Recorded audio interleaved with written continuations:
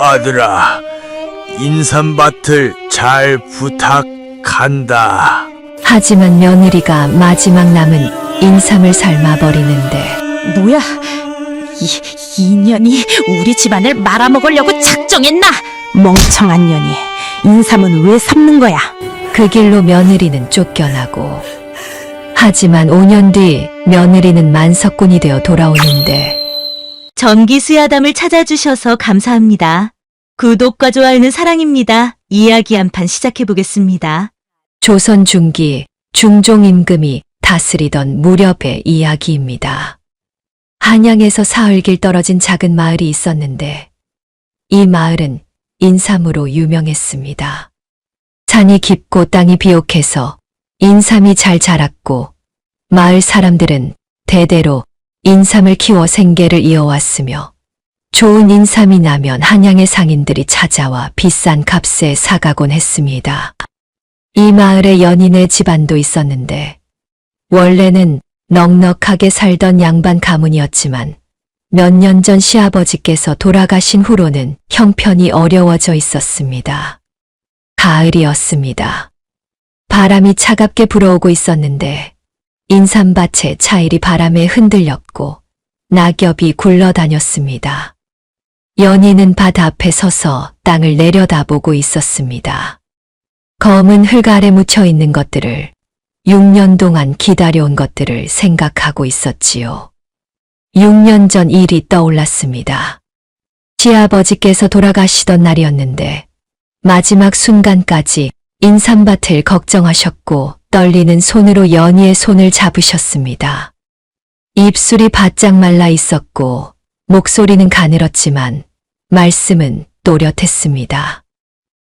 이게 우리 가문의 목숨이다. 시아버지께서 힘겹게 말씀하시며 인삼밭을 가리키셨습니다.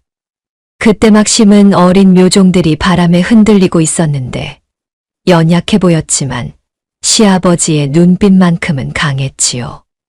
6년을 기다려라. 6년근이 되면 우리 집안이 다시 일어설 수 있다. 그것이 시아버지의 마지막 말씀이었습니다. 연희는 그날의 약속을 지켰습니다. 6년 동안 인삼밭을 돌봤는데 아침마다 물을 주었고 잡초를 뽑았으며 여름에는 차이를 쳐서 그늘을 만들어 주었고 겨울에는 지프로 덮어 얼지 않게 했습니다. 손이 거칠어지고 허리가 아팠지만 멈추지 않았는데 시아버지와의 약속이 있었기 때문이었습니다. 밭일을 하다가 손에 물집이 생기고 터져도 계속 일했고 비가 와도 눈이 와도 하루도 빠짐없이 인삼밭을 찾았으며 그렇게 6년을 보냈습니다. 그리고 이제 6년이 지났습니다. 인삼은 잘 자라고 있었습니다. 땅속 깊이 뿌리를 내렸을 것이고 굵고 단단하게 연근 6년근이 되었을 텐데 곧 수확할 때가 되었습니다. 한 달만 더 기다리면 인삼을 캐낼 수 있었고 말려서 상인에게 팔 수 있었으며 그 돈으로 가문을 일으킬 수 있었습니다. 시아버지의 유언이 이루어질 날이 다가오고 있었고 6년의 땀이 결실을 맺을 날이 가까워지고 있었습니다. 하지만 연희의 마음은 무겁기만 했습니다. 시어머니가 요즘 자주 한숨을 쉬셨습니다. 연희를 볼 때마다 입술을 삐죽거리셨고 무언가 말하려다 참으셨는데 눈빛이 차갑게 식어가고 있었지요. 남편도 마찬가지였습니다. 연희와 눈을 마주치지 않으려 했고 말수가 줄었는데 밤마다 혼자 마당에 나와 술을 마시며 한숨을 쉬고 있었습니다. 연희는 이유를 알고 있었습니다. 자신의 배 때문이었습니다. 6년 동안 아이가 생기지 않았는데 시댁에서는 대를 이을 손자를 기다리고 있었지만 연희의 배는 여전히 평평했고 시간만 흘러가고 있었습니다.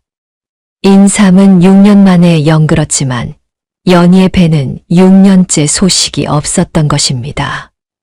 남편은 하나뿐인 아들이었고 시어머니는 손자를 간절히 바라고 계셨으니 연희의 처지가 날로 위태로워지고 있었습니다. 마을 사람들의 수군거림이 들려왔습니다. 우물가에서 빨래를 할 때였는데 아낙네들이 수군대는 소리가 들렸습니다. 연희인 줄 모르고 하는 이야기였지만 또렷하게 들렸고 가슴에 비수처럼 꽂혔습니다. 저 집 며느리 6년째라며?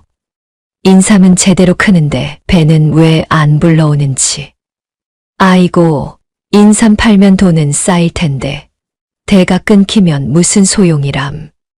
시어머니가 속 터지시겠어. 연희는 입술을 깨물며 돌아섰습니다. 빨래는 다 하지도 못했지만 더 이상 듣고 싶지 않았습니다. 집으로 돌아오는 내내 눈물이 날 것 같았지만 참았는데 집에 돌아와서도 손을 멈출 수가 없었습니다. 부엌에서 저녁을 준비하고 마당을 쓸면서 계속 몸을 움직였는데 손이 멈추면 생각이 깊어질 것 같았고 그러면 무너져 버릴 것만 같았기 때문이었습니다. 저녁 무렵이었습니다. 시어머니께서 연희를 부르셨습니다. 안방으로 오라고 하셨는데 목소리가 낮고 무거웠으며 평소와 달랐습니다. 연희는 가슴이 철렁 내려앉았습니다. 무슨 일인지 짐작이 갔고 두려웠지만 피할 수 없었으니 천천히 안방으로 향했습니다. 안방문을 열고 들어갔습니다. 시어머니께서 앉아 계셨습니다. 창문으로 들어오는 석양빛이 시어머니의 얼굴을 비추고 있었는데 주름이 깊어 보였고 표정이 굳어 있었지요. 연희를 보는 눈빛이 차가웠습니다. 연희는 무릎을 꿇고 앉았습니다. 한참 동안 침묵이 흘렀습니다. 시어머니께서 입을 열지 않으셨고 연희도 말할 수 없었지요. 방 안에는 무거운 공기만 흐르고 있었습니다. 창밖에서 까마귀가 울었고 바람이 문틈으로 들어와 등잔불을 흔들었으며 연희는 손을 꼭 쥐고 기다릴 수밖에 없었습니다. 드디어 시어머니께서 입을 열었습니다. 연희야. 시어머니의 목소리가 낮게 깔렸습니다. 연희는 고개를 들지 못했지요. 나도 너를 미워하는 건 아니다. 내가 집안일을 잘하는 것도 알고 인삼밭을 열심히 돌본 것도 알고 있다. 시어머니께서 말씀하셨는데 칭찬처럼 들렸지만 연희는 알았습니다. 뒤에 무서운 말이 올 것이라는 것을, 이것은 시작에 불과하다는 것을 말입니다. 하지만 집안에는 대가 있어야 한다. 우리 가문이 이어져야 하고 손자가 있어야 하지. 시어머니의 목소리가 떨렸습니다. 분노가 아니라 애절함이었는데 진심으로 간절해 보였고 그래서 더 무서웠지요. 6년을 기다렸다. 6년 동안 내 배에서 소식이 오기를 기다렸지만 아무 일도 일어나지 않았구나. 연희는 눈을 감았습니다. 변명할 수 없었고 대답할 수도 없었으니 그저 고개를 숙이고 있을 뿐이었습니다. 인삼을 팔면 돈이 들어온다. 그 돈으로 우리 집안을 일으킬 수 있지. 하지만 대를 이을 아이가 없으면 그 모든 것이 무슨 소용이냐. 시어머니께서 한숨을 쉬셨습니다. 깊고 긴 한숨이었는데 세월의 무게가 느껴졌고 연희는 가슴이 무너지는 것 같았습니다. 시어머니께서 마침내 말씀하셨습니다. 인삼 판돈이 들어오기 전에 대를 이을 아이가 필요하다. 그러니 새 사람을 드리겠다. 연희의 머릿속이 하얗게 변했습니다. 새 사람, 첩을 드린다는 뜻이었습니다. 자신을 대신할 여자를 드린다는 것이었고 자신은 밀려날 것이며 집안에서의 자리를 잃게 될 것이었습니다. 어머님. 연희가 떨리는 목소리로 불렀지만 시어머니께서는 고개를 돌리셨습니다. 더 이상 볼 수 없다는 듯, 더 이상 말할 것이 없다는 듯 등을 보이셨고, 연희는 그 등을 바라보며 눈물을 삼켰습니다. 나가 보거라. 시어머니의 말씀이 떨어지자 연희는 비틀거리며 일어났습니다.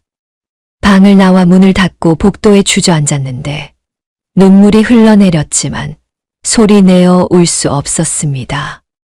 입을 막고 흐느꼈는데 달빛만이 연희의 떨리는 어깨를 비추고 있었고 세상은 너무나 차가웠으며 연희는 홀로 그 차가움을 견뎌내야 했습니다. 보름이 지났습니다. 그날은 아침부터 소란스러웠습니다.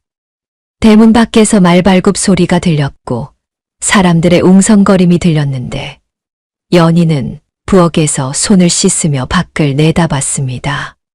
화려한 가마 하나가 대문 앞에 멈춰 서 있었고 가마꾼들이 가마를 내려놓고 있었습니다. 낯선 사람이 왔습니다. 가마 문이 열리고 젊은 여자가 내렸는데 20살쯤 되어 보였습니다. 얼굴이 고왔고 옷차림이 화려했으며 비단옷에 비녀를 꽂고 있었습니다. 시어머니께서 반색하며 마중을 나가셨고 여자를 안으로 안내하셨는데 연희는 부엌 문틈으로 그 모습을 지켜보며 가슴이 답답하고 숨이 막혔지만 아무 말도 할 수 없었습니다. 여자의 이름은 단이었습니다. 몰락한 양반가의 딸이라고 했는데 아버지가 빚을 지고 도망가자 어머니와 단둘이 남았고 입에 풀칠하기 위해 첩으로 들어온 것이라고 했습니다. 시어머니께서는 단이를 안채의 좋은 방에 들게 하셨고 연희에게는 사랑채로 옮기라고 하셨는데 연희는 말없이 짐을 싸서 사랑채로 옮기며 6년 동안 살던 방을 떠나는 것이 가슴 아팠지만 참았습니다. 한 달이 지났습니다. 그동안 집안의 분위기는 완전히 바뀌어 있었습니다. 시어머니께서는 단이만 챙기셨고 연희는 부엌 일과 빨래만 도맡아 하게 되었으며 남편도 단이의 방에서 밤을 보내는 날이 많아졌습니다. 연희는 점점 투명인간이 되어가고 있었는데 아무도 연희를 보지 않았고 아무도 연희에게 말을 걸지 않았으며 혼자서 조용히 일만 하고 있었습니다. 어느 날 저녁이었습니다. 온 식구가 모여 저녁을 먹고 있었는데 단이가 상석에 앉았고 연희는 아래쪽에 앉아 밥그릇만 들여다보고 있었습니다. 그때 단이가 갑자기 입을 막았습니다. 속이 메스껍습니다. 단이가 헛구역질을 하며 말했습니다. 시어머니께서 깜짝 놀라 일어나셨고 남편도 눈이 커졌으며 연희는 고개를 들어 단이를 봤습니다. 단이는 입을 막고 있었는데 얼굴을 찡그리고 있었고 힘들어 보였지만 눈빛만큼은 또렷했습니다. 연희는 그 눈빛을 보고 알았습니다.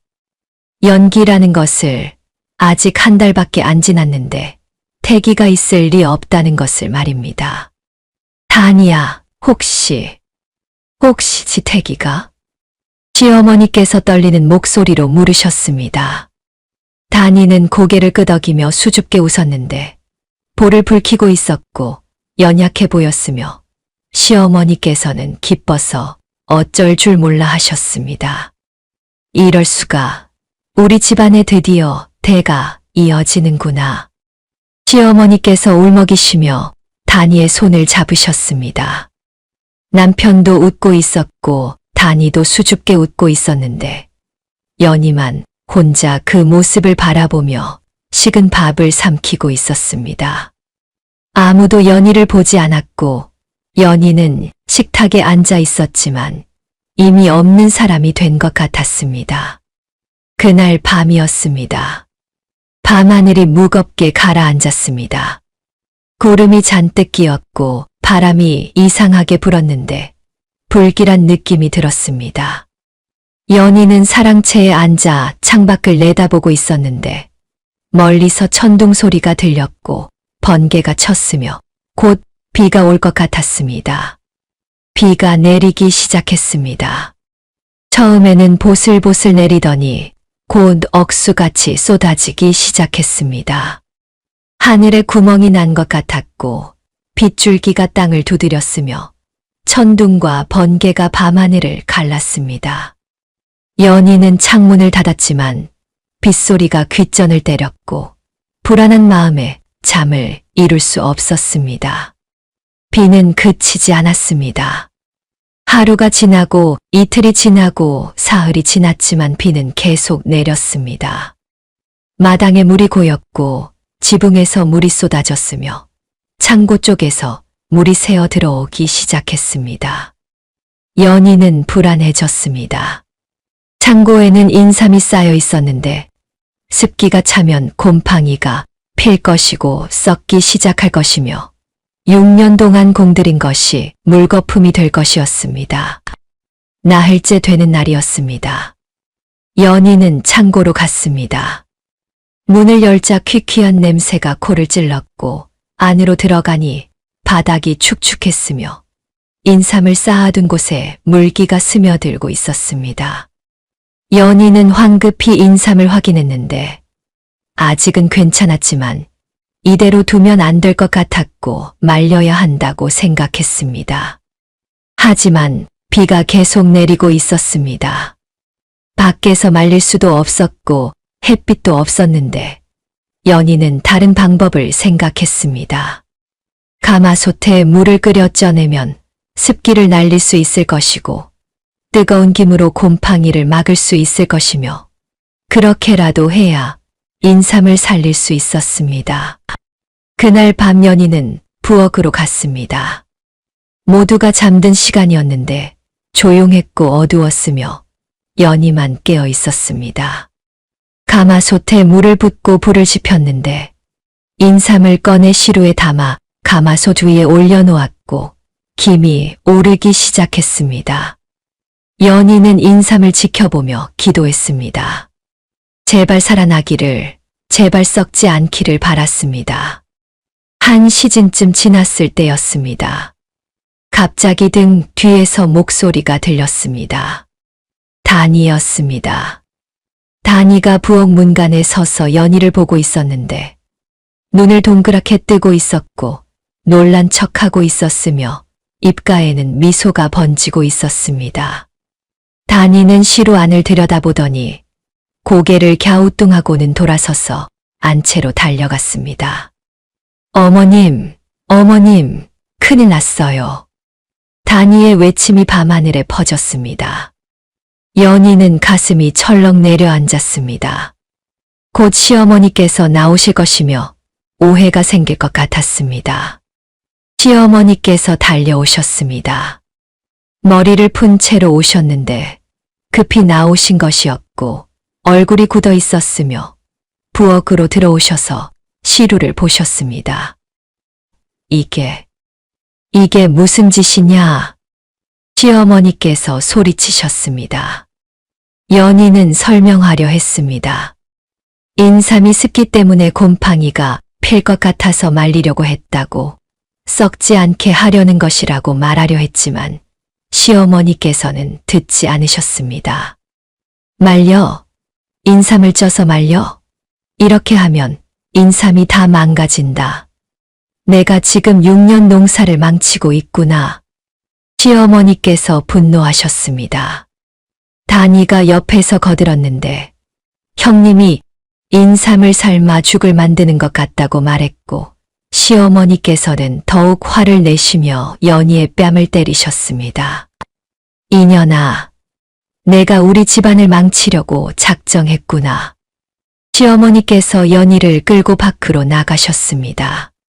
빗속이었는데 비가 억수같이 쏟아지고 있었고 시어머니께서 대문을 열고 연희를 밀쳐내셨습니다. 나가, 당장 나가. 연희는 빗속에 넘어졌습니다. 온몸이 순식간에 젖었고 지늘기 옷에 묻었는데 일어나려 했지만 시어머니께서 문을 닫으려 하셨습니다. 그럼 저 찌꺼기라도 주십시오. 연희가 떨리는 목소리로 말했습니다. 부엌에 있는 쪄진 인삼, 이미 망가졌다고 생각하는 그 인삼이라도 달라는 것이었습니다. 찌꺼기, 그래 가져가거라. 시어머니께서 다니에게 시키셨습니다. 다니가 부엌으로 가더니 시루를 들고 나와 대문 밖으로 내던졌고 쪄진 인삼이 빗속에 흩어졌습니다. 연희는 그것을 주우려 기어갔고 진을 속에서 인삼을 주워 담았으며 눈물과 빗물이 뒤섞여 흘러내렸습니다. 다시는 돌아오지 마라. 시어머니께서 소리치시며 문을 닫으셨습니다. 쾅 하는 소리가 연희의 귀를 때렸고 연희는 빗속에 홀로 남겨졌으며 쪄진 인삼을 품에 안고 일어섰습니다. 갈 곳을 찾아야 했고 비를 피해야 했으며 살아야 했습니다. 연희는 빗속을 헤매며 걸었습니다. 어디로 가야 할지 몰랐습니다. 친정은 이미 오래전에 인연을 끊었고 의지할 곳도 없었으며 빗속을 걷다 보니 마을 끝자락에 다다랐습니다. 그곳에 오래된 폐가가 하나 있었는데 지붕이 반쯤 무너져 있었고 담장도 허물어져 있었지만 비를 피할 수는 있을 것 같았습니다. 연희는 폐가 안으로 들어갔습니다. 안은 어둡고 축축했습니다. 거미줄이 쳐져 있었고 낙엽이 쌓여 있었으며 쥐 한 마리가 놀라 도망갔습니다. 하지만 비는 피할 수 있었습니다. 연희는 구석에 주저앉아 품에 안고 온 인삼을 내려다봤는데 젖어 있었고 진흙이 묻어 있었으며 쪄져서 흐물흐물했습니다. 이틀이 지났습니다. 비는 계속 내렸고 연희는 폐가에 갇혀 있었습니다. 먹을 것이 없었는데 배가 고팠고 기운이 빠졌으며 어지러웠습니다. 연희는 인삼을 보았습니다. 쪄진 인삼이 그대로 있었고 먹을 수 있을 것 같았으며 다른 선택지가 없었습니다. 연희는 인삼 하나를 집어들었습니다. 입에 넣었습니다. 씹었는데 질겼고 흙냄새가 났으며 쓴맛이 입안에 확 퍼졌습니다. 너무 써서 삼킬 수가 없었고 구역질이 났으며 뱉어냈습니다. 몇 번을 시도했지만 마찬가지였습니다. 쓴맛이 견딜 수 없을 정도였고 독처럼 느껴졌으며 연희는 좌절했습니다. 독을 더 빼야 한다. 연희가 중얼거렸습니다. 쓴맛은 독 때문이었고 더 쪄서 독을 빼면 먹을 수 있을 것이며 그래야 살 수 있었습니다. 연희는 폐가 마당에 돌을 모아 화덕을 만들었습니다. 깨진 솥뚜껑을 찾았고 빗물을 받아 끓였으며 인삼을 다시 쪘습니다. 한 시진을 쪘습니다. 꺼내서 식혔는데 여전히 썼습니다. 조금 나아진 것 같았지만 먹을 수는 없었고 연희는 다시 쪘습니다. 2번, 3번, 4번을 쪘는데 조금씩 쓴맛이 줄어들고 있었지만 여전히 먹기 힘들었습니다. 비가 그쳤습니다. 닷새 만에 하늘이 개었습니다. 연희는 쪄진 인삼을 햇볕에 말렸는데 돌 위에 펼쳐놓았고 해가 비추었으며 서서히 마르기 시작했습니다. 하루 종일 말렸는데 저녁이 되자 인삼이 단단해졌고 색깔이 조금 변했으며 연한 갈색이 돌기 시작했습니다. 먹어봤습니다. 여전히 썼습니다. 조금 나았지만 먹을 수는 없었고 연희는 또 쪘습니다. 5번째였습니다. 쪘다가 말리고 말렸다가 다시 쪘으며 그 과정을 반복했습니다. 살기 위해서였고 다른 방법이 없었으며 계속할 수밖에 없었습니다. 일주일이 지났습니다. 인삼은 점점 변하고 있었습니다. 색깔이 달라지고 있었는데 갈색이 짙어지고 있었고 투명해지고 있었으며 빛이 비추면 붉게 보이기 시작했습니다. 연희는 그 변화를 느꼈지만 신경 쓸 겨를이 없었습니다. 그저 쓴맛을 없애는 것만 생각했고 먹을 수 있게 만드는 것만 원했으며 계속 쪘습니다. 6번째, 7번째, 8번째를 쪘습니다. 매번 쪄서 말렸고 말려서 또 쪘으며 인삼은 점점 더 단단해지고 있었습니다. 색깔은 이제 확실히 불었는데 젓갈색이었고 투명했으며 마치 호박 같았습니다. 햇빛에 비추면 안쪽이 비쳐 보였고 신비로웠으며 아름다웠습니다.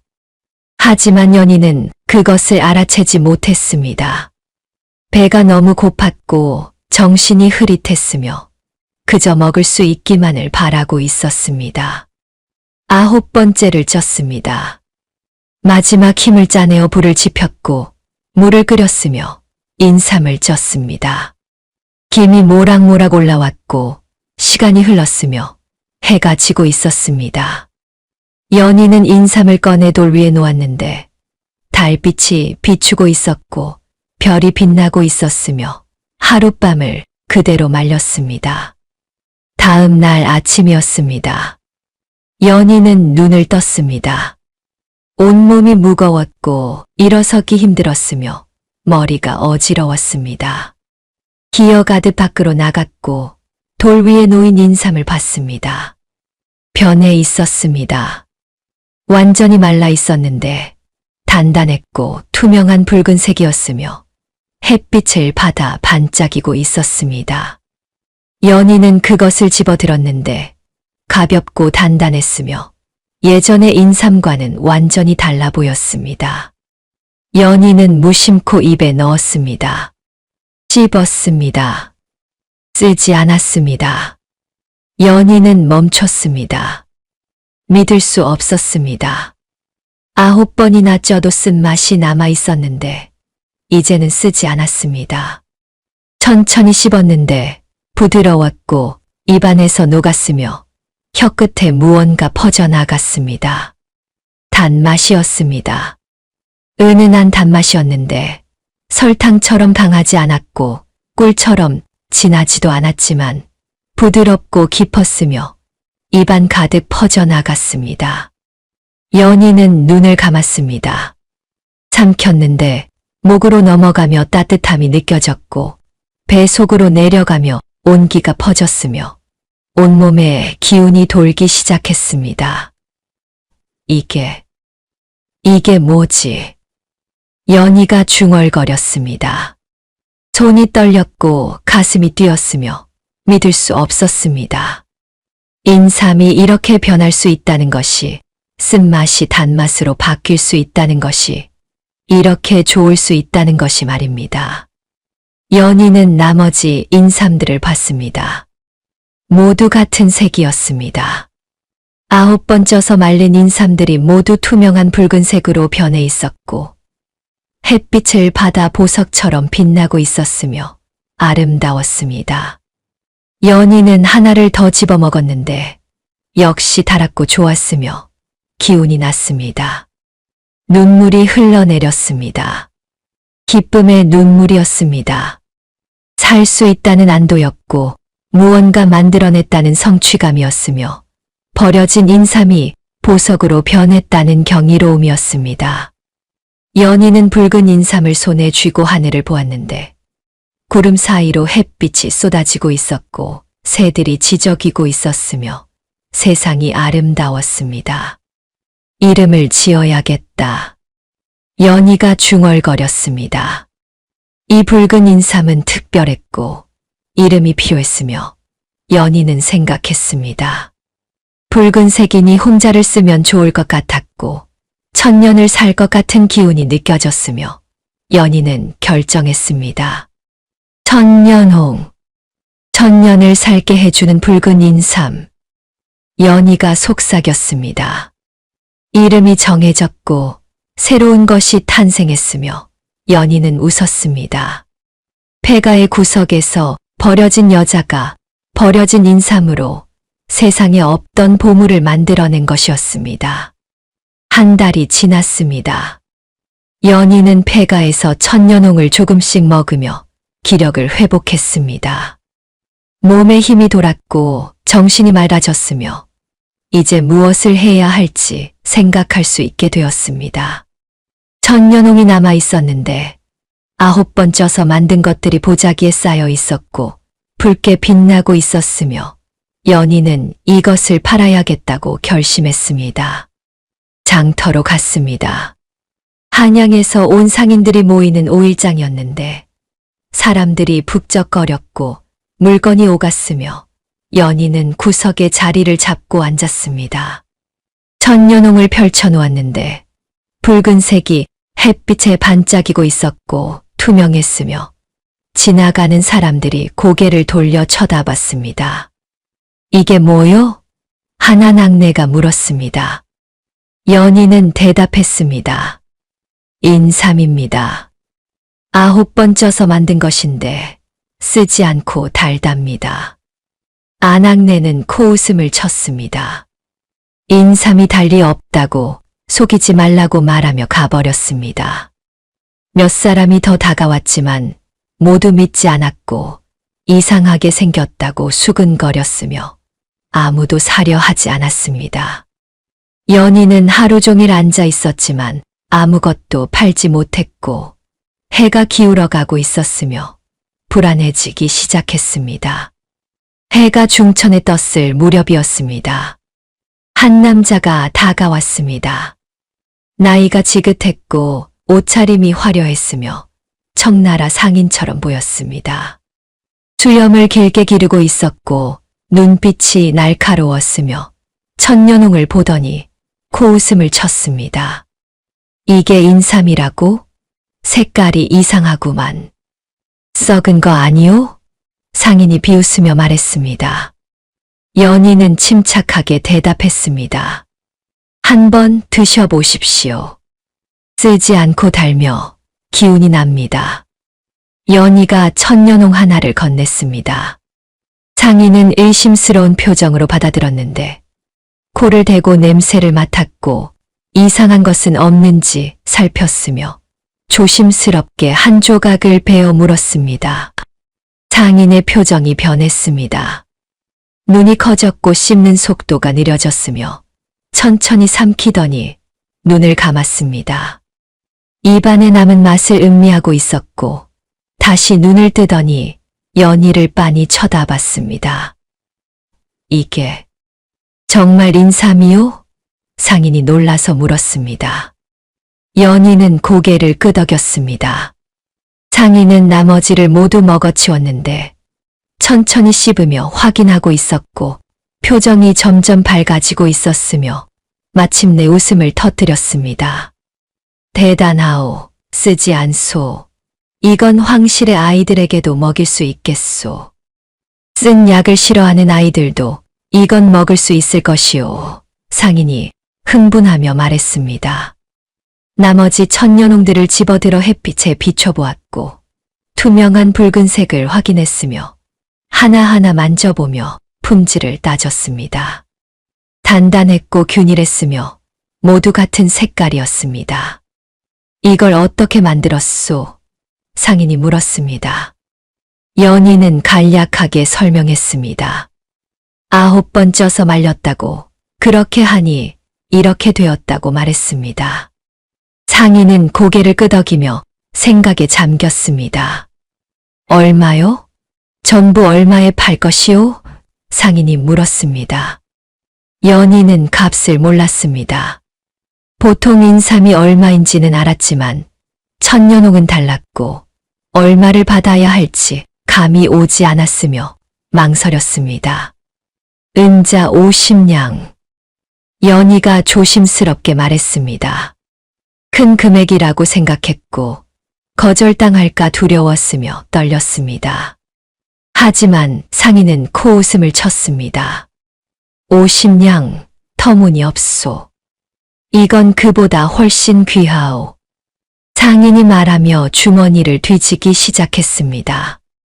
연희는 가슴이 철렁했는데 너무 비싸게 부른 건가 싶었고 안 사가는 건가 걱정되었으며 입술을 깨물었습니다.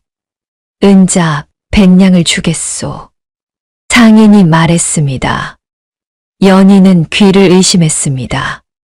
100냥이라고 50냥의 2배라고 엄청난 금액이었습니다. 보통 인삼 한 근에 은자 10냥이었고 연희가 가진 것은 2근 남짓이었으니 5배가 넘는 값이었습니다. 100냥이라고요? 연희가 떨리는 목소리로 물었습니다. 상인은 고개를 끄덕이며 은자를 꺼내기 시작했습니다. 반짝이는 은자들이 쌓였고 하나, 둘, 셋. 100개가 되었으며 연희 앞에 놓였습니다. 이건 귀한 것이요. 한양에 가져가면 더 비싸게 팔 수 있을 것이요. 앞으로도 만들 수 있소. 상인이 물었습니다. 연희는 고개를 끄덕였습니다. 만들 수 있었고 방법을 알고 있었으며 얼마든지 만들 수 있었습니다. 좋소. 다음에 또 만들거든 내게 먼저 알리시오. 얼마든지 사겠소. 상인이 말하며 명함을 건넸습니다. 한양의 큰 약재상 주인이었고 왕실에도 납품하는 곳이었으며 연희는 명함을 소중히 받아 품에 넣었습니다.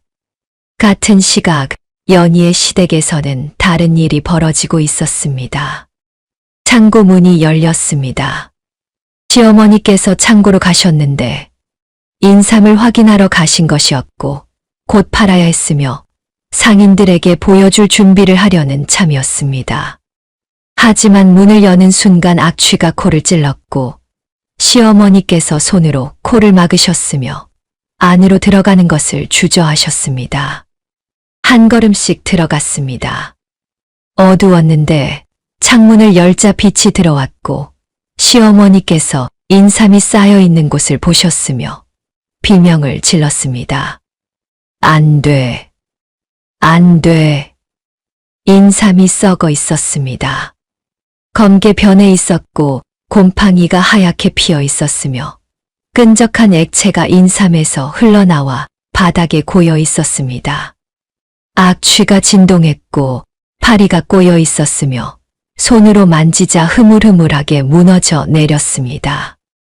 6년을 공들인 인삼이 모두 망가져 있었고 쓸모없는 쓰레기가 되어 있었으며 시어머니께서 그 자리에 주저앉으셨습니다. 이럴 수가. 6년을. 시어머니께서 울부짖으셨습니다. 남편이 달려왔고 창고 안을 보더니 얼굴이 새하얗게 질렸으며 말을 잇지 못했습니다. 손으로 인삼을 들어 올려봤지만 흐물흐물하게 무너졌고 냄새가 지독했으며 완전히 망가져 있었습니다. 모든 것이 끝났습니다. 6년의 희망이 사라졌고 빛만 남았으며 앞날이 캄캄했습니다. 설상가상으로 다니가 사라졌습니다. 아침에 일어나 보니 다니의 방이 비어 있었고 옷가지가 없어져 있었으며 시어머니의 폐물들도 함께 사라져 있었습니다. 다니는 훔쳐서 도망간 것이었고 태기도 거짓이었으며 처음부터 속일 생각이었습니다. 시어머니께서 다니의 빈 방을 보며 쓰러지셨는데 기절하셨고 남편이 부축했으며 의원을 불렀지만 소용없었습니다. 이틀 후였습니다. 빚쟁이들이 들이닥쳤습니다. 대문을 두드렸고 소리쳤으며 남편이 나가 말렸지만 소용없었습니다. 인삼 판 돈으로 갚는다더니 인삼이 다 썩었다며 그럼 이제 뭘로 갚을 건가? 빚쟁이 두목이 소리쳤습니다. 남편은 머리를 조아렸고 시간을 달라고 애원했으며 어떻게든 갚겠다고 빌었습니다. 하지만 빚쟁이들은 들은 척도 하지 않았습니다. 안으로 들어가라. 빚쟁이들이 대문을 부수고 들어왔습니다. 안채로 쳐들어갔고 가구를 살폈으며 붓을 꺼내 들었습니다. 먹을 잔뜩 찍어 가구마다 글자를 쓰기 시작했는데 압류를 뜻하는 압이라는 한자가 써지고 있었습니다. 장롱에 썼고 괴짝에 썼으며 심지어 기둥에도 썼습니다. 검은 글씨가 집안 곳곳에 새겨졌고 마치 죽음의 표식처럼 보였으며 시어머니께서 울부짖으셨지만 아무도 막지 못했습니다. 내일까지다. 내일까지 돈을 갚지 못하면 이 집 식구들을 노비 시장으로 보낼 것이다. 빚쟁이 두목이 차갑게 말했습니다. 남편은 바닥에 엎드려 빌었고 시어머니께서 울고 계셨으며 집안은 지옥이 되었습니다. 화려했던 양반 댁이 하루아침에 무너지고 있었고 아무도 도와주지 않았으며 끝이 보이지 않았습니다. 다음 날 아침이었습니다. 마을 어귀에서 소란이 일었습니다. 누군가 오고 있다는 소리였고 화려한 행렬이라는 소리였으며 사람들이 모여들기 시작했습니다. 연인의 시댁 앞에는 빚쟁이들이 진을 치고 있었는데 오늘까지 돈을 갚지 못하면 식구들을 끌고 가려는 참이었고 시어머니와 남편은 집 안에서 떨고 있었습니다. 웅성거림이 점점 커졌습니다. 마을 사람들이 수군거렸는데 저게 누구냐고, 어느 집 교수냐고, 저렇게 화려한 가마는 처음 본다고 말하고 있었습니다. 소리가 가까워지고 있었고 발소리가 들렸으며 빚쟁이들도 고개를 돌려 쳐다봤습니다. 행렬이 나타났습니다. 앞에는 하인 4명이 길을 열고 있었습니다. 뒤따라 화려한 가마가 오고 있었는데 비단으로 장식되어 있었고 가마꾼 8명이 메고 있었으며 그 뒤로 또 하인들이 짐을 지고 따라오고 있었습니다. 큰 괴짝이 4개나 되었고 무거워 보였으며 행렬 전체가 위압적이었습니다. 가마가 연인의 시댁 앞에 멈춰 섰습니다. 빚쟁이들이 가로막고 있었는데 행렬이 서자 당황했고 두목이 앞으로 나섰습니다. 뭐야, 누구냐? 여긴 지금 볼일 보는 중이니 비켜라. 빚쟁이 두목이 소리쳤습니다. 하지만 가마 문이 열렸습니다. 여자가 내렸습니다. 연이었습니다. 한 달 전과는 완전히 달라져 있었는데 비단옷을 입고 있었고 머리에 비녀를 꽂고 있었으며 얼굴에는 화장이 되어 있었습니다. 하지만 눈빛만큼은 여전했습니다. 차갑고 단호했으며 빚쟁이들을 보고 있었습니다. 비키십시오. 연희가 낮게 말했습니다. 빚쟁이 두목은 연희를 알아보지 못했습니다. 한 달 전 쫓겨난 며느리가 이렇게 변해 있을 줄은 몰랐고 그저 어느 집 교수가 길을 잘못 든 줄 알았으며 비웃었습니다. 이 계집이 어디서 건방지게. 빚쟁이가 말을 마치기도 전에 연희가 손짓했습니다. 하인들이 앞으로 나왔는데 힘이 세 보였고 무서워 보였으며 빚쟁이들을 밀쳐내기 시작했습니다. 빚쟁이들은 당황했습니다. 저항하려 했지만 하인들의 힘을 당해낼 수 없었고 옆으로 밀려났으며 길이 열렸습니다. 연희가 걸어 들어갔습니다. 시댁 대문 앞까지 왔는데 뒤따르던 하인들이 짐을 내려놓았습니다. 큰 괴짝 4개가 바닥에 내려졌고 무거운 소리가 났으며 쿵 하는 소리가 울려 퍼졌습니다. 빚쟁이들이 그 소리를 듣고 돌아봤는데 괴짝이 무엇인지 궁금했고 두목이 다가갔습니다. 연희가 고개를 끄덕이자 하인이 괴짝 뚜껑을 열었습니다. 안에 은자가 가득 차 있었습니다. 반짝이는 은자들이 햇빛에 빛나고 있었고 괴짝 가득 쌓여 있었으며 빚쟁이들의 눈이 커졌습니다. 한 괴짝만 해도 엄청난 돈이었는데 4괴짝이나 되었고 빚쟁이 두목은 입을 다물지 못했습니다. 이 돈이면 빚을 갚고도 남을 테니 당장 내 시댁 식구들에게서 손 떼시오. 연희가 차갑게 말했습니다. 하인이 은자를 세기 시작했습니다. 하나하나 꺼내 쌓았는데 빚쟁이들이 지켜보고 있었고 정확히 센 다음 빚쟁이 두목에게 내밀었습니다. 빚진 금액보다 많았고 이자까지 다 갚을 수 있었으며 빚쟁이 두목은 은자를 받아들고 물러갈 수밖에 없었습니다. 좋다. 빚은 갚은 것으로 하지. 빚쟁이 두목이 말하며 은자를 챙겨갔습니다. 부하들을 데리고 물러났는데 뒤돌아보며 연희를 쳐다봤고 믿을 수 없다는 표정이었으며 사라졌습니다. 마을 사람들은 수군거렸습니다. 저게 연희라고 쫓겨난 며느리가 저렇게 부자가 되어 돌아왔다고 대체 무슨 일이 있었던 것이냐고 말하고 있었습니다. 연희는 대문을 두드렸습니다. 안에서 인기척이 났고 문이 조금 열렸으며 시어머니께서 밖을 내다보셨습니다. 연희를 보는 순간 얼어붙으셨는데 믿을 수 없다는 표정이었고 손이 떨렸으며 문을 완전히 열었습니다. 연이냐? 시어머니께서 떨리는 목소리로 물으셨습니다. 연희는 고개를 숙여 저를 올렸습니다. 어머님, 연희가 조용히 말했습니다. 시어머니께서는 연희를 위아래로 훑어봤습니다. 비단옷을 입고 있었고 비녀를 꽂고 있었으며 화려한 행녀를 데리고 왔고 방금 빚을 갚았으며 도저히 이해할 수 없었습니다. 입술이 떨렸고 말을 잇지 못하셨으며 그저 연희를 바라보고만 계셨습니다. 남편도 나왔습니다. 연희를 보고 얼어붙었고 입을 벌린 채 서 있었으며 아무 말도 하지 못했습니다. 연희는 하인에게 손짓했습니다.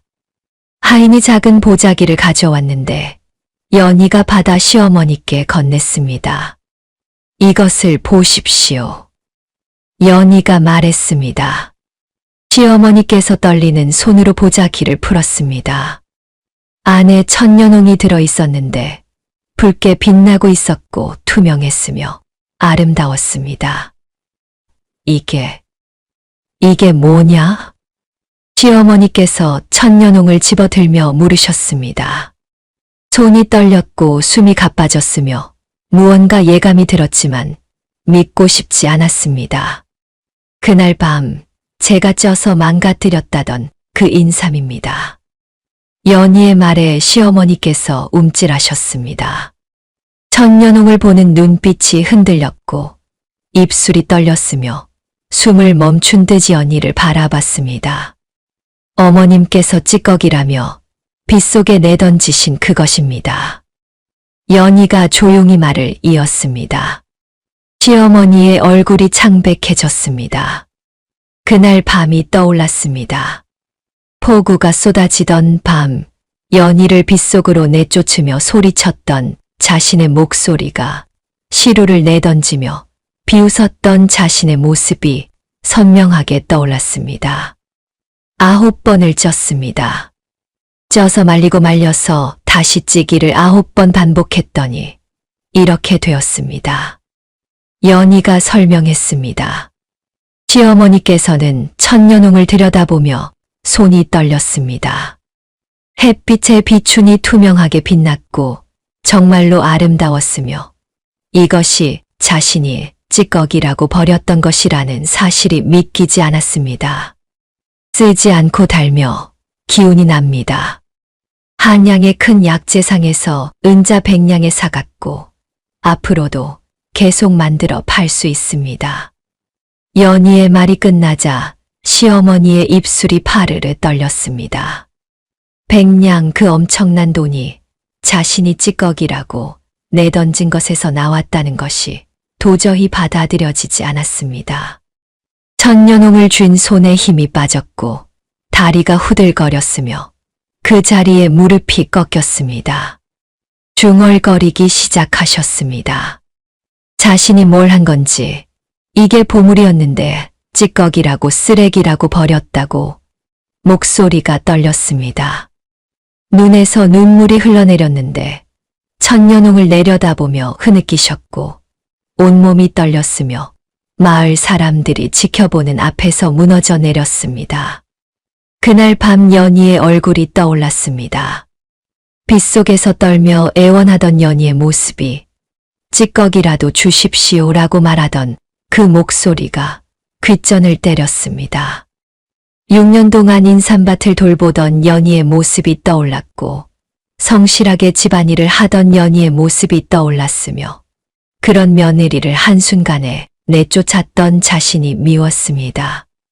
시어머니께서 고개를 들어 연희를 봤습니다. 눈이 퉁퉁 부어 있었고 눈물 범벅이었으며 연희의 이름을 불렀습니다. 며느리야, 연희야, 나 떨리는 목소리로 부르며 미안하다고, 정말 미안하다고 반복했습니다. 남편도 무릎을 꿇었습니다. 빗속에 아내를 내버려뒀던 자신이 부끄러웠고 아무 말도 하지 못하고 외면했던 자신이 비겁했으며 고개를 들 수 없었습니다. 그러니 걱정하지 마십시오. 빚은 제가 갚았고 앞으로 우리 집안을 일으킬 방법도 있습니다. 연희가 말했습니다. 시어머니께서는 천년홍을 꼭 쥐고 울고 계셨습니다. 연희는 그들을 내려다봤습니다.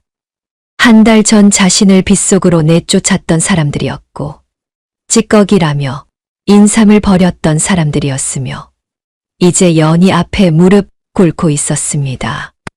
일어나십시오. 연희가 조용히 말했습니다. 시어머니께서 고개를 들었고 남편도 연희를 봤으며 연희는 그들을 향해 손을 내밀었습니다. 다시 시작하자는 의미였고 함께 가자는 의미였으며 용서의 의미였습니다. 며칠이 지났습니다. 시어머니께서 자리에 누우셨습니다.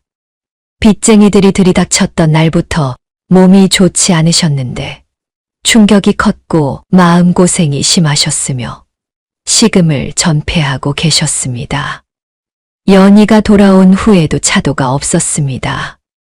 오히려 후회와 자책감으로 더 깊이 앓으시게 되었고 이제는 일어나지도 못하셨습니다. 남편이 죽을 떠서 드렸지만 시어머니께서는 고개를 돌리셨습니다. 얼굴이 창백했고 손이 차가웠으며 숨소리가 가늘었습니다. 연희는 이대로 두면 안 될 것 같았습니다. 한양에서 명의를 모셔와야겠다고 결심했고 천년홍을 팔 때 알게 된 약재상 주인에게 부탁했습니다. 궁중어의 출신의 명의를 소개받았고 사흘 만에 모셔왔습니다. 명의가 도착했습니다. 나이가 60쯤 되어 보였는데 수염이 하얗고 눈빛이 예리했습니다. 연희가 안채로 안내했고 명의는 조용히 시어머니를 살폈습니다. 얼굴색을 보고 호흡을 듣고 혀를 본 뒤 손목을 잡고 맥을 짚었습니다. 한참 동안 눈을 감고 집중하더니 이마에 주름이 잡혔고 표정이 어두워졌습니다. 맥을 다 본 후 고개를 저었습니다. 기운이 많이 빠져 있습니다. 마음의 병이 깊어 몸까지 상한 것인데 약으로는 한계가 있을 것 같습니다. 명의가 조심스럽게 말했습니다. 남편의 얼굴이 창백해졌고 연희도 가슴이 철렁했습니다. 잠시만 기다려 주십시오. 연희가 말하며 일어났습니다. 자신의 방으로 가서 보자기를 꺼냈는데 안에 천년홍이 들어 있었습니다. 부엌으로 가서 다리기 시작했고 은은한 향이 퍼졌습니다. 한 시즌쯤 다리자 물이 붉게 변했습니다. 투명한 붉은색이었는데 연희는 사발에 따라 식혔습니다. 적당히 식자 시어머니 방으로 돌아가 명희에게 건넸습니다. 이것을 드려보십시오. 연희가 말했습니다. 명희는 의아한 표정으로 사발을 받았습니다. 냄새를 맡더니 조심스럽게 한 모금 맛을 봤습니다. 눈이 커졌습니다. 이게 인삼탕인가? 명희가 놀라며 물었습니다. 다시 한 모금 마시며 천천히 음미하더니 눈을 감았습니다. 다시 눈을 뜨더니 연희를 빤히 쳐다봤습니다. 쓰지 않습니다. 오히려 단맛이 나는데 이런 인삼은 평생 처음입니다. 명희가 감탄하며 말했습니다. 사발을 들여다보고 또 한 모금 마시더니 물었습니다. 이게 대체 무엇입니까? 천년홍이라 합니다. 인삼을 9번 쪄서 만든 것인데 쓴맛이 없고 기운을 돋웁니다. 연희가 설명했습니다. 명희는 고개를 끄덕이며 다시 사발을 들여다봤습니다. 9번이라. 놀랍습니다. 이건 새로운 약입니다. 명희가 감탄하며 말했습니다. 연희는 명희에게 시어머니께 드려보라고 권했고 명희는 고개를 끄덕이며 사발을 돌려주었습니다. 연희는 시어머니께 다가갔습니다. 조심스럽게 머리를 받쳐 들고 사발을 입가에 댔습니다. 어머님, 드십시오.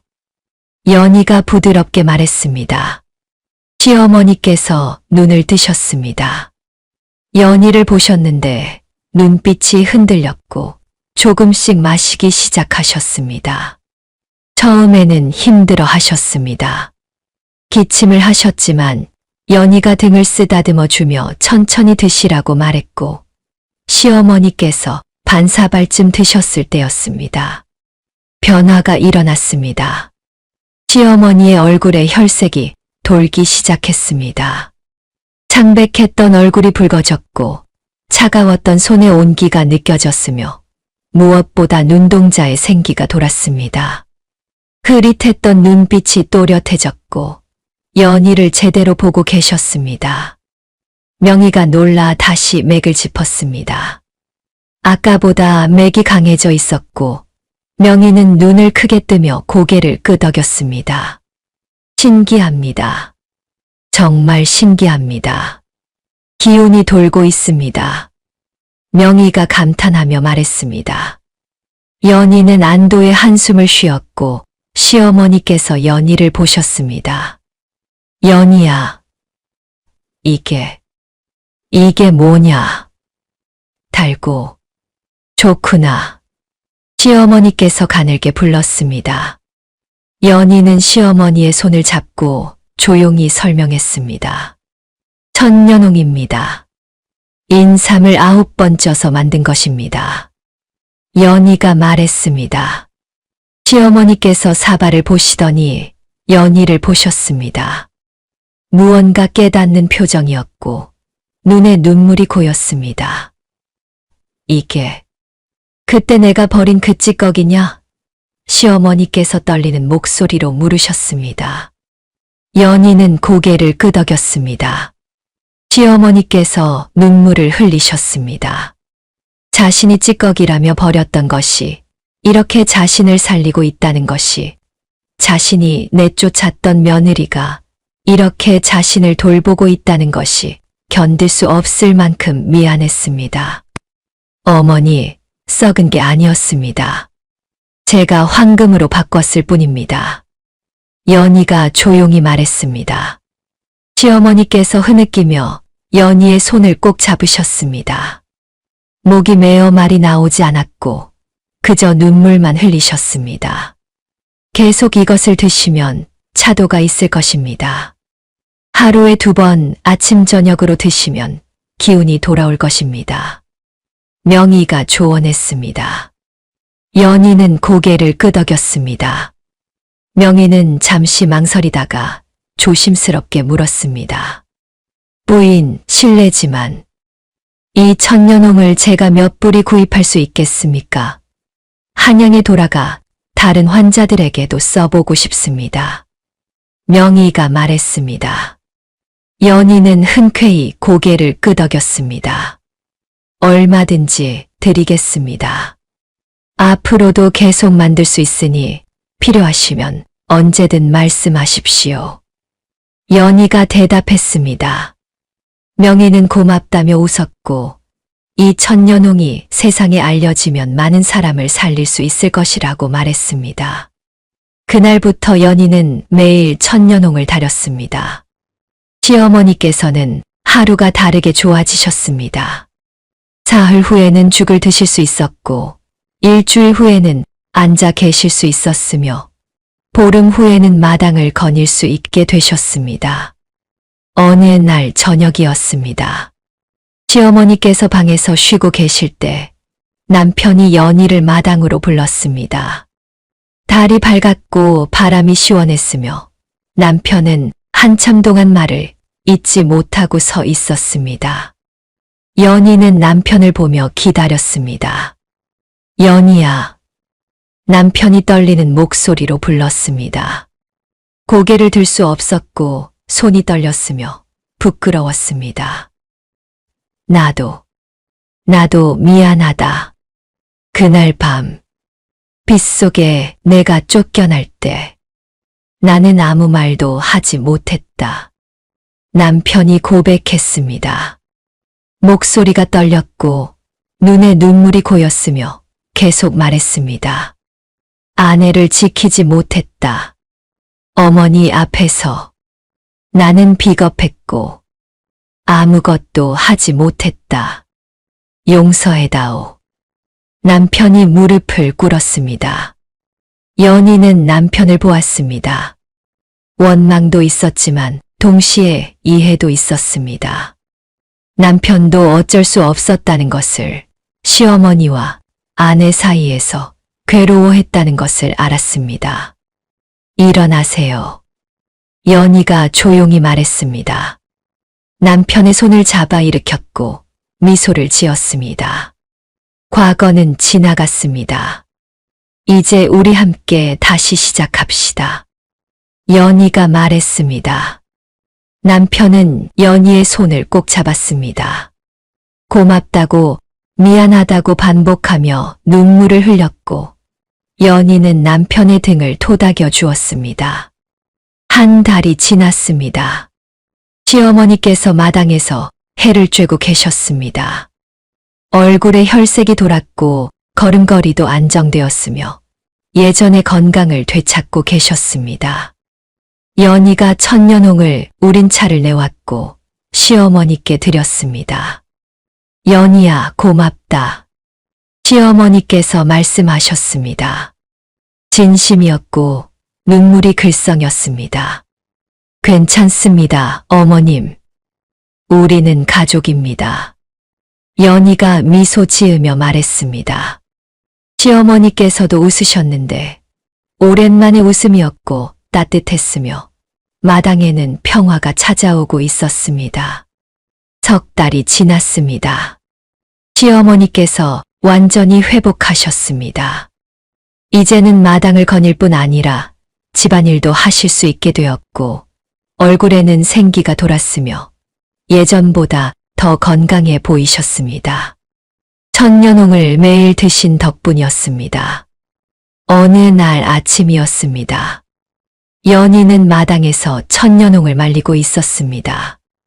햇빛에 붉게 빛나는 천년홍들이 돗자리 위에 펼쳐져 있었고 연희는 하나하나 뒤집으며 골고루 마르도록 하고 있었습니다. 시어머니께서 마루에 앉아 그 모습을 지켜보고 계셨는데 한참을 바라보시다가 일어나 연희에게 다가오셨습니다. 연희야. 시어머니께서 부르셨습니다. 연희는 손을 멈추고 시어머니를 보았습니다. 예, 어머님.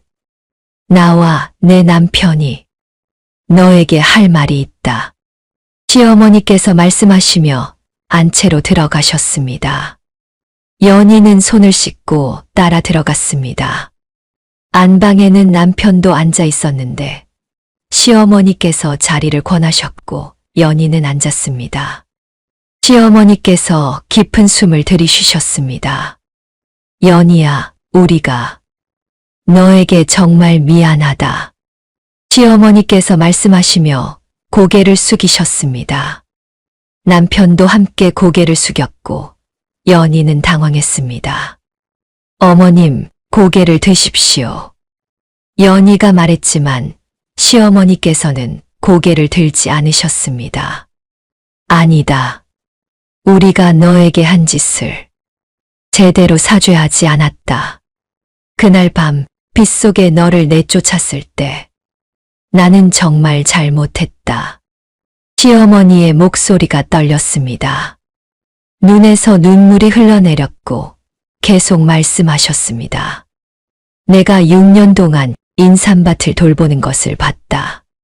새벽부터 밤까지 일하는 것을 봤고 손이 거칠어지는 것도 봤으며 한 번도 불평하지 않는 것도 봤다. 하지만 나는 아이를 낳지 못한다는 이유로 너를 버렸다. 시어머니께서 흐느끼셨습니다. 남편도 고개를 숙인 채 눈물을 흘리고 있었고 연희는 두 사람을 보며 가슴이 아팠습니다. 인삼이 썩었을 때 나는 내 탓을 했다. 내가 망쳤다고 소리쳤고 빗속으로 내쫓았으며 찌꺼기라며 버렸다. 하지만 그 찌꺼기가 보물이었고 우리를 살렸으며 나를 살렸다. 시어머니께서 고개를 들어 연희를 보셨습니다. 눈이 퉁퉁 부어 있었고 얼굴이 눈물로 젖어 있었으며 진심으로 후회하고 계셨습니다. 용서해다오. 정말 미안하다. 시어머니께서 말씀하시며 다시 고개를 숙이셨습니다. 남편도 함께 절을 올렸고 연희는 그들을 보며 눈물이 났습니다.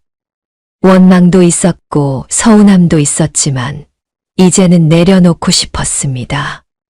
일어나십시오. 연희가 말하며 시어머니의 손을 잡았습니다. 시어머니께서 고개를 들었고 연희는 그들을 일으켜 세웠습니다. 시어머니와 남편을 보며 조용히 말하기 시작했습니다. 어머니, 인삼은 썩은 것이 아니었습니다. 연희가 천천히 말했습니다. 시어머니께서 연희를 보셨고 연희는 계속 말했습니다. 붉은 보석이 되기 위해 뜨거운 불을 견딜 시간이 필요했을 뿐입니다. 9번의 불을 견뎌야 했고 9번의 시련을 이겨내야 했으며 그래야 천년홍이 될 수 있었습니다. 연희가 말하며 창밖을 보았습니다. 마당에는 천년홍이 햇빛에 반짝이고 있었고 붉게 빛나고 있었으며 아름다웠습니다. 우리도 마찬가지입니다. 그날 밤의 빗속이 필요했고 폐가에서의 시간이 필요했으며 버려진 인삼이 필요했습니다. 그 모든 것이 있었기에 지금 우리가 있는 것입니다. 연희의 말에 시어머니께서 고개를 끄덕이셨습니다. 눈물을 닦으며 연희의 손을 꼭 잡으셨고 연희는 미소를 지으며 말을 이었습니다. 그리고 저는 더 이상 아들 낳는 며느리로 살지 않겠습니다. 연희가 단호하게 말했습니다. 시어머니께서 놀라 연희를 보셨고 연희는 계속 말했습니다. 대신 저와 함께 이 천년홍을 만드는 동반자가 되어 주십시오. 어머니와 제가 함께 만들고 남편이 인삼을 키우고 우리 셋이 함께 이 집안을 일으킵시다. 아들이 아니라 천년홍으로 말입니다. 연희의 말에 시어머니께서 눈을 크게 뜨셨습니다. 믿을 수 없다는 표정이었지만 동시에 희망이 보였고 새로운 시작이 보였으며 고개를 끄덕이셨습니다. 그래, 그렇게 하자. 함께 하자.